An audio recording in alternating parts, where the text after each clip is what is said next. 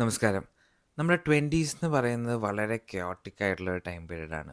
പല ആൾക്കാരും പൈസയ്ക്ക് വേണ്ടി ഓടുന്നത് കാണാം. ഇല്ലെങ്കിൽ ചില ആൾക്കാർ റിലേഷൻഷിപ്സിൽ ഫോക്കസ് ചെയ്യുന്നത് കാണാം. ഇത്രയ്ക്കും ഇമ്പോർട്ടൻ്റ് ആയിട്ടുള്ളൊരു ടൈം പീരീഡ് വേറെ ഉണ്ടാവണമെന്നില്ല. കാരണം നിങ്ങൾ ഈ ഒരു ടൈമിൽ ചെയ്യുന്നതാണ് നിങ്ങളുടെ ലൈഫ് പിന്നെ അങ്ങോട്ട് എങ്ങനെയാവും എന്നുള്ളത് ഡിഫൈൻ ചെയ്യുന്നത്. ഞാൻ ഈ ഒരു 20സിൻ്റെ ലാസ്റ്റ് ഫ്യൂ ഡേയ്സ് എൻജോയ് ചെയ്തുകൊണ്ടിരിക്കുകയാണ്. താമസിയാതെ ഞാൻ 30s ക്ലബിലേക്ക് ജോയിൻ ചെയ്യും. അപ്പോൾ എനിക്ക് തോന്നിയൊരു തോട്ടാണ്, 20സിൽ നമുക്ക് തീർച്ചയായിട്ടും മാസ്റ്റർ ചെയ്യേണ്ട ഒരു 3 ഹാബിറ്റ്സ് ഉണ്ട്. അതാണ് ഞാൻ ഈ വീഡിയോയിൽ പറയാൻ പോകുന്നത്. ഇത് മുഴുവൻ വീഡിയോ കാണുക. ഇത് ലാസ്റ്റ് ഞാൻ പറയാൻ പോകുന്ന ഹാബിറ്റ് ആയിരിക്കും പ്രോബബ്ലി ഏറ്റവും ഡിഫിക്കൾട്ട് ആൻഡ് ഏറ്റവും ഇമ്പോർട്ടൻ്റ് ആയിട്ടുള്ള ഹാബിറ്റ്. ഞാനിപ്പോഴും അതിന് കുറച്ച് സ്ട്രഗിൾ ചെയ്യുന്നൊരു ഹാബിറ്റാണ് ഫോം ചെയ്യാൻ. പക്ഷേ സ്റ്റിൽ എനിക്കറിയാം അത് എത്ര ഇമ്പോർട്ടൻ്റ് ആണ്. അതുകൊണ്ട് ഞാൻ അതിന് കംപ്ലീറ്റ്ലി ആ ഒരു ഹാബിറ്റ് ഫോം ചെയ്യാൻ ട്രൈ ചെയ്തുകൊണ്ടിരിക്കുകയാണ്. ഫസ്റ്റ് ഹാബിറ്റ് എന്ന് പറയുന്നത് കംഫർട്ട് ട്രാപ്പ് അവോയ്ഡ് ചെയ്യുക എന്നുള്ളതാണ്.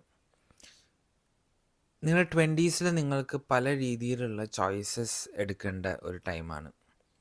അപ്പോൾ ഈ ഒരു ടൈമിൽ നിങ്ങൾക്ക് പല കാര്യങ്ങളിലും 2 ചോയ്സ് ഉണ്ടാവും. സിംപ്ലിഫൈഡ് ആയിട്ട് പറയുകയാണെങ്കിൽ ഒരു ഈസി ചോയ്സ് ഉണ്ടാവും, ഒരു ഹാർഡ് ചോയ്സ് ഉണ്ടാവും. അപ്പോൾ ഇതിൽ നമ്മൾ ശ്രദ്ധിക്കേണ്ടത്, പറ്റുന്ന കേസിലൊക്കെ ബെറ്റർ ചോയ്സ് ഹാർഡ് ചോയ്സ് ആണെന്ന് തോന്നുകയാണെങ്കിൽ ഹാർഡ് ചോയ്സ് തന്നെ ചൂസ് ചെയ്യുക. ആ കംഫർട്ട് നോക്കി, കാരണം നമ്മുടെ മൈൻഡ് എപ്പോഴും കംഫർട്ടിന് നോക്കുന്ന ഒരു ക്യാരക്ടറുള്ള സാധനമാണ്. അപ്പോൾ നമ്മൾ കംഫർട്ട് നോക്കി അല്ലെങ്കിൽ അധികം എഫേർട്ട് എടുക്കാത്ത രീതിയിൽ നമുക്ക് സെയിം കാര്യം അച്ചീവ് ചെയ്യാൻ പറ്റുമെന്ന് തോന്നുകയാണെങ്കിൽ അതിലേക്ക് പോവാതിരിക്കുക. കുറച്ചും കൂടി ഡിഫിക്കൽട്ടായിട്ടുള്ള ചലഞ്ചിങ് ആയിട്ടുള്ള കാര്യങ്ങൾ ചെയ്യുക. ഞാനൊരു എക്സാമ്പിൾ പറയുകയാണെങ്കിൽ, നിങ്ങൾക്ക് 2 ഓഫർ ലെറ്റർ കിട്ടിയെന്ന് വിചാരിക്കുക. ഒരു ജോബ് ബാക്കി എല്ലാ ഫാക്ടറും സെയിം ആയിട്ടിരിക്കട്ടെ, സാലറി, ലൊക്കേഷൻ, ബാക്കി എല്ലാം സെയിം ആണ്.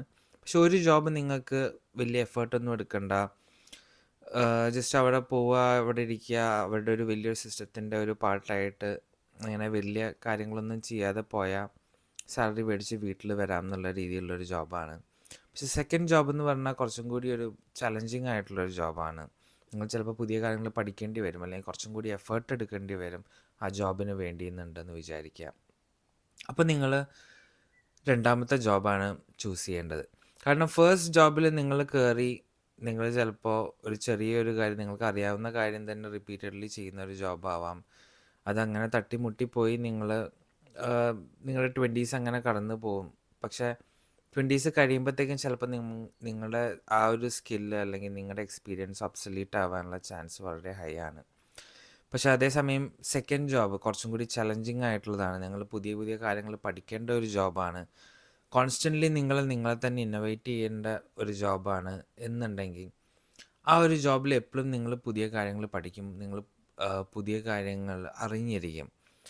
അപ്പോൾ ആ ഒരു ചലഞ്ച് നിങ്ങൾക്ക് തരുന്ന growth and learning is very high. And അത് നിങ്ങളെ കൂടുതൽ ഉയരങ്ങളിലേക്ക് എത്തിക്കാൻ ചാൻസ് വളരെ കൂടുതലാണ്. അങ്ങനെ എന്ത് കാര്യം ആയിക്കോട്ടെ, കൂടുതലും നിങ്ങൾ ഡിസ്കംഫേർട്ട് എന്ന് പറയുന്നത് discomfort for the sake of discomfort അല്ല, ഗ്രോത്ത് തരുന്ന ഡിസ്കംഫേർട്ട് ഉള്ളത്, നിങ്ങളുടെ കംഫർട്ട് സോൺ എക്സ്പാൻഡ് ചെയ്യുന്ന കാര്യങ്ങൾ കൂടുതൽ ചെയ്യാൻ നോക്കുക. രണ്ടാമത്തേതെന്ന് പറയുന്നത് വാലിഡേഷൻ ട്രാപ്പാണ്. പലപ്പോഴും നമ്മൾ പല കാര്യങ്ങളും ചെയ്യുമ്പോൾ അത് ബാക്കിയുള്ളവരുടെ ഒപ്പീനിയനും അല്ലെങ്കിൽ ബാക്കിയുള്ളവരത് ആക്സെപ്റ്റ് ചെയ്യുമോ പ്രൈസ് ചെയ്യുമോ എന്നൊക്കെ ഉള്ളതിൻ്റെ ബേസിസിലാവും ഡിസിഷൻസ് എടുക്കുക. നമ്മുടെ സെയിം എക്സാമ്പിൾ, ഒരു ജോബ് നിങ്ങൾക്ക് മൾട്ടിപ്പിൾ ഓഫേഴ്സ് ഉണ്ട്. അപ്പോൾ ഈ പറഞ്ഞ പോലെ ബാക്കിയുള്ളവർക്ക് ആക്സെപ്റ്റ് ചെയ്യുന്ന ഒരു ജോബ് ഉണ്ടാവാം. നിങ്ങളുടെ ഫ്രണ്ട്സ് ആൻഡ് ഫാമിലി എല്ലാവരും ഈ ജോബാണ് നല്ലതെന്ന് പറയുന്ന ഒരു ജോബ് ഉണ്ടാവാം.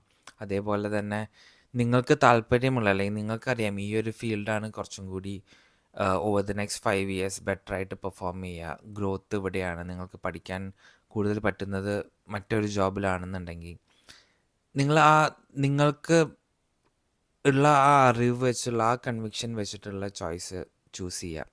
കാരണം ബാക്കിയുള്ളവർക്ക് ആ ഒരു ഫീൽഡിൽ അല്ലെങ്കിൽ ആ ഒരു പോയിന്റിൽ നിങ്ങൾക്കറിയുന്ന അത്രയും കാര്യം അറിയണമെന്നില്ല. അതേപോലെ നിങ്ങൾക്കൊരു ഒപ്പീനിയൻ, ഒരു വാല്യൂ ഉണ്ട് ലൈഫ്, പക്ഷേ അത് പുറത്ത് പറഞ്ഞാൽ ബാക്കിയുള്ളവർ സമ്മതിക്കണം എന്നില്ല എന്നുണ്ടെങ്കിൽ അത് പറയാതിരിക്കരുത്. നിങ്ങളുടെ ആ ട്രൂ കൺവിക്ഷനിൽ മാക്സിമം കാര്യങ്ങൾ ചെയ്യാനും പ്രവർത്തിക്കാനും ശ്രമിക്കുക. നമ്മൾ ബാക്കിയുള്ളവരുടെ ഒപ്പീനിയനും അതേപോലെ തന്നെ അവരുടെ ഡിസിഷൻസും അഡ്വൈസും ബേസ് ചെയ്തിട്ട് കാര്യങ്ങൾ എപ്പോഴും ചെയ്യുകയാണെങ്കിൽ പലപ്പോഴും അത് നമ്മുടെ ഉള്ളിലൊരു ആങ്സൈറ്റി ക്രിയേറ്റ് ചെയ്യും. കാരണം നിങ്ങൾക്ക് ഇഷ്ടമുള്ള കാര്യം ആവില്ല അങ്ങനെ വരുമ്പോൾ നിങ്ങൾ ചെയ്യുന്നുണ്ടാവുക. ബാക്കിയുള്ളവർ അക്സെപ്റ്റ് ചെയ്യുന്ന കാര്യം മാത്രമായിരിക്കും. എന്ന് വെച്ചാൽ ബാക്കിയുള്ളവരുടെ അഡ്വൈസ് എടുക്കരുത് എന്നല്ല ഞാൻ ഉദ്ദേശിക്കുന്നത്. ഒരാൾക്ക് ആ ഒരു ടോപ്പിക്കിൽ ട്രൂ നോളജ് ഉണ്ട് എന്നിട്ടാണ് ആൾ പറയുന്നത്, അല്ലെങ്കിൽ ആളുടെ ഒരു എക്സ്പീരിയൻസ് വെച്ചിട്ടാണ് പറയുന്നുണ്ട് എന്നുണ്ടെങ്കിൽ അത് ഓബ്വിയസ്ലി നമ്മൾ കേൾക്കണം. പക്ഷേ നിങ്ങൾക്ക് അറിയാം, നിങ്ങളുടെ ഉള്ളിൽ നിങ്ങൾക്കൊരു ക്ലിയർ ഐഡിയ ഉണ്ട്, ഇതാണ് ഞാൻ ചെയ്യേണ്ടത് എന്നുണ്ടെങ്കിൽ ബാക്കിയുള്ളവരുടെ പ്രൈസും ഒപ്പീനിയനും പേടിച്ച് അത് ചെയ്യാതിരിക്കരുത്. അതെപ്പോഴും നിങ്ങൾക്ക് ആങ്സൈറ്റിയും ഒരു നെഗറ്റീവ് എഫക്റ്റ് നിങ്ങളുടെ മുകളിൽ ഉണ്ടാക്കുന്ന ഒരു കാര്യമാണ്. ഇനി ലാസ്റ്റ് ഉള്ളത് റിസൾട്ട് ട്രാപ്പ് അവോയ്ഡ് ചെയ്യുക എന്നുള്ളതാണ്. ഇത് ഞാൻ എൻ്റെ ഏർലി 20s വളരെയധികം സ്ട്രഗിൾ ചെയ്തിട്ടുള്ളൊരു കാര്യമാണ്. ഇപ്പോഴും കുറച്ചൊക്കെ സ്ട്രഗിൾ ചെയ്യുന്ന ഒരു പോയിൻ്റാണ്. നമ്മൾ എന്തെങ്കിലും ഒരു കാര്യം ചെയ്തിട്ടുണ്ടെങ്കിൽ അതിൻ്റെ റിസൾട്ടിനെ ഓർത്ത് കൂടുതൽ ടെൻഷൻ അടിക്കരുത് എന്നാണ് ഇത് പറയുന്നത്. ഒരു എക്സാമ്പിൾ പറയുകയാണെങ്കിൽ നിങ്ങളൊരു ജോബിന് ഇൻ്റർവ്യൂ കൊടുത്തു. ആ ഇൻ്റർവ്യൂ കൊടുത്തിട്ട് അതിൻ്റെ റിസൾട്ട് അറിയുന്നത് വരെ നിങ്ങൾക്ക് ശരിക്കും ഉറങ്ങാൻ പറ്റുന്നില്ല. അല്ലെങ്കിൽ നിങ്ങൾ ഇടയ്ക്കിടയ്ക്ക് നിങ്ങളുടെ ഫോൺ എടുത്ത് നോക്കും, അവിടെ നിന്ന് കോൾ വന്നോ, അല്ലെങ്കിൽ ഇമെയിൽ എടുത്ത് നോക്കുന്നു, റിജക്ഷൻ ആണോ അല്ലെങ്കിൽ ആക്സെപ്റ്റ് ചെയ്തോ, അങ്ങനെ നിങ്ങളുടെ മനസ്സമാധാനം പോകുന്നുണ്ടെങ്കിൽ അത് അവോയ്ഡ് ചെയ്യാനാണ് പറയുന്നത്. സ്റ്റോയിസിസം എന്നുള്ള ഫിലോസഫിയിലെടുത്താൽ അതിൽ പറയുന്നത് നമ്മൾ കൺട്രോൾ ചെയ്യാൻ പറ്റുന്നതും കൺട്രോൾ ചെയ്യാൻ പറ്റാത്തതും ആയിട്ടുള്ള കാര്യങ്ങളുണ്ട്. നമ്മൾ എന്ത് ആക്ഷൻ എന്ത് കാര്യത്തിനെയും ഈ 2 കാറ്റഗറിയിൽ വേണമെങ്കിൽ ഇടാൻ പറ്റും. അതിൽ നമ്മൾ കൺട്രോൾ ചെയ്യാൻ പറ്റുന്ന കാര്യങ്ങളിൽ മാത്രമാണ് ഫോക്കസ് ചെയ്യേണ്ടത്. ഒരു ഇൻ്റർവ്യൂ ഉണ്ട്, ഇൻ്റർവ്യൂവിന് പോകുന്നതിന് മുന്നേ പ്രിപ്പയർ ചെയ്യുക, ഇൻ്റർവ്യൂവിൽ ചോദിക്കാൻ സാധ്യതയുള്ള ചോദ്യങ്ങൾ എന്താണെന്ന് ആലോചിക്കുക, അതിനുള്ള ആൻസർ നമ്മൾ പ്രിപ്പയർ ചെയ്യുക, അല്ലെങ്കിൽ ഒരു സെൽഫ് ഇൻട്രൊഡക്ഷൻ നമ്മൾ പ്രിപ്പയർ ചെയ്യുക. അങ്ങനെ നമുക്ക് കൺട്രോൾ ചെയ്യാൻ പറ്റുന്ന കാര്യങ്ങളുണ്ട് ഇൻ്റർവ്യൂവിന് പോകുന്നതിന് മുന്നേ. അതേപോലെ തന്നെ ഇൻ്റർവ്യൂ സമയത്തും നമ്മൾ കാമായിട്ട് റെസ്പോണ്ട് ചെയ്യുക, പ്ലസൻ്റായിട്ട് റെസ്പോണ്ട് ചെയ്യുക, അങ്ങനെ പല കാര്യങ്ങളും നമുക്ക് ചെയ്യാൻ പറ്റും. അങ്ങനെ കൺട്രോൾ ചെയ്യാൻ പറ്റുന്ന കാര്യങ്ങൾ മാത്രം നമ്മൾ ഫോക്കസ് ചെയ്യുക. ഇൻ്റർവ്യൂ കൊടുത്തു കഴിഞ്ഞാൽ പിന്നെ നമ്മൾ അതിനെക്കുറിച്ച് ടെൻഷൻ അടിക്കരുത്.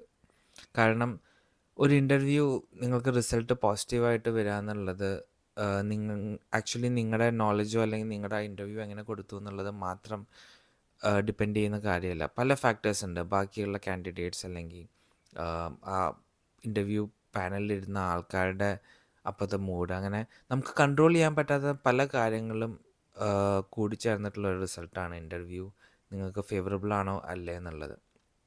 അപ്പോൾ ഒരിക്കലും നമ്മൾ ആ റിസൾട്ടിനെ ഫോക്കസ് ചെയ്യരുത്. എപ്പോഴും നമ്മുടെ എഫേർട്സ് മാക്സിമം പ്യുവറായിട്ട് മാക്സിമം നിങ്ങൾക്ക് വർക്ക് ചെയ്തിട്ട് ചെയ്യുക. റിസൾട്ട് ഒരിക്കലും ഫോക്കസ് ചെയ്യാൻ പാടില്ല. ഈ 3 ഹാബിറ്റ്സ് നിങ്ങൾക്ക് 20s മാസ്റ്റർ ചെയ്യാൻ പറ്റുന്നുണ്ടെങ്കിൽ, അത് എത്ര നേരത്തെ മാസ്റ്റർ ചെയ്യാൻ പറ്റുമോ അത്രയും നല്ലതാണ്. ഈ 3 മാസ്റ്റർ ചെയ്താൽ തന്നെ നിങ്ങളുടെ ലൈഫിലൊരു മേജർ ചേഞ്ച് ഉണ്ടാവും. നിങ്ങളുടെ മെൻറ്റാലിറ്റിയിലും അതേപോലെ നിങ്ങൾ ചെയ്യുന്ന കാര്യങ്ങളിലും നിങ്ങളുടെ ലൈഫ് ഏതൊരു ട്രജക്ടറിയിലാണ് പോകുന്നതെന്നൊക്കെ ഉള്ളതിൽ വളരെയധികം എഫക്റ്റ് ചെയ്യുന്ന ഒരു 3 ഹാബിറ്റ്സാണിത്. അപ്പോൾ ഇതിലേതാണ് നിങ്ങൾക്ക് ഏറ്റവും ബെനിഫിഷ്യലായിട്ട് തോന്നുന്നതെന്ന് കമൻറ്റ് ചെയ്യുക. അതേപോലെ തന്നെ ഇതേപോലത്തെ ഡെയിലി ലൈഫിൽ നമ്മൾ ഫേസ് ചെയ്യുന്ന പ്രോബ്ലംസ് ഫിലോസഫിയുടെ ലെൻസിലൂടെ കാണുകയും എക്സ്പ്ലെയിൻ ചെയ്യും, അതേപോലെ അത് ഹാൻഡിൽ ചെയ്യുന്നത് എങ്ങനെയാണെന്നും എക്സ്പ്ലെയിൻ ചെയ്യുന്ന വീഡിയോസ് ഇനിയും കാണാൻ ആഗ്രഹമുണ്ടെങ്കിൽ തീർച്ചയായിട്ടും സബ്സ്ക്രൈബ് ചെയ്യുക. Thank you for watching.